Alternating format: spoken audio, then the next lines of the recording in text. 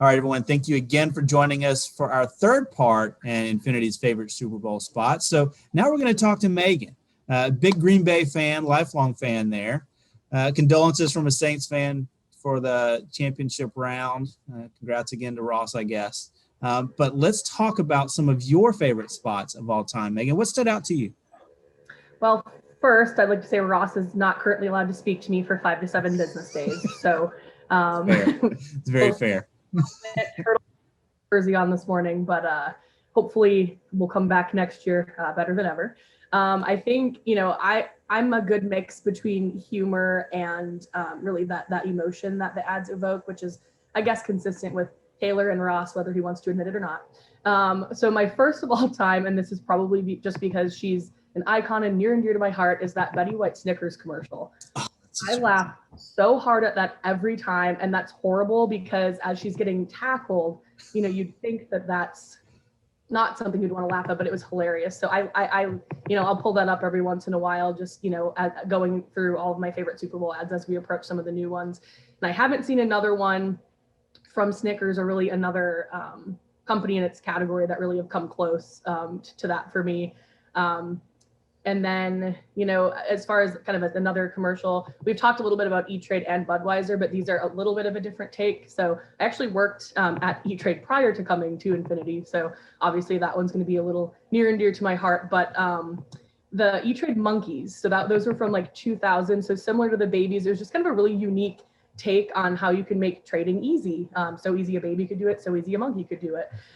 So I always thought that was really funny because the monkeys were in kind of an office setting and all of that. And, that was from 2000 and my youngest brother was born that year. So that's crazy. I should probably like a commercial from this decade, but, That was 2 decades ago if it was 2000.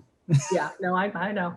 Betty White, I think, was 2010, so at least we're getting a little closer. But yeah, the E-Trade always has some pretty good ads. I'm not sure if they're planning to do anything this year in particular, but I've enjoyed some of their stuff in the past.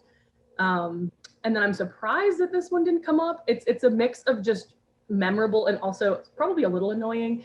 The Bud Night ads. So those ones, I don't know. I was out of college kind of when all of that started, so it probably would have been more entertaining, at parties and stuff with all the dilly nonsense. But that was something that obviously I still remember, and just the whole jousting ad that went along with it, really great stuff. And I think there was a lot of good merchandise and other stuff that went along with that. So obviously they knew how to spin that in their favor and really kind of use that theme throughout that next year. Yeah, and with that, I remember they reached the peak too because they partnered with HBO and Game of Thrones. Yep. To have the dragon come in and eventually eat the Bud Light night as it was. So that was pretty surprising to a lot of people, but it was pretty remarkable. But yeah, Dilly is another one of those things like What's Up that kind of permeated and hung around for a little while. So what else did you think, Meghan? Oh man, so many commercials. I think in recent years, like I know Doritos and Mountain Dew have tried to do some pretty cool things. So they had, those kind of fire and ice type commercials, which were interesting with Mountain Dew. I think they had, was it Morgan Freeman in some of those ads? So that was obviously interesting.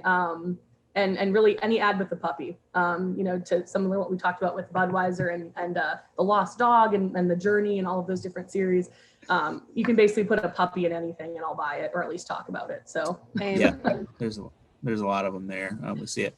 So some of the players that we didn't talk about that are perennial: Coca-Cola, Pepsi, and then you see a few of your fast food people will come in, and then there's always the interesting, like the small business entrepreneur startup that'll come in and their chips are all in to the table. Like, all right, we're gonna go here and try to make our mark in the Super Bowl. So you never know really what you're going to get. And this year's going to be a bigger question than any, with so much space opening up because some of the big players are pulling back or not going to be in the Super Bowl time slot as they have been. It's going to be very interesting to see what ads rise to our favorite list this year. So any final thoughts, Taylor or Ross, Meghan, we'll go around. What number one thing are you going to be looking for in the Super Bowl ad this year? I honestly was just really impressed with Budweiser and, Pepsi and them for pulling out and actually using that ad spend towards COVID announcements and just really taking their brand stance to that level and sticking to it. I think we've seen a lot of brands this year make big statements and then not follow through, or they follow through for the first month or two. So I'm actually looking forward to not seeing those players and kind of just seeing what people do with that space that do decide to keep moving forward.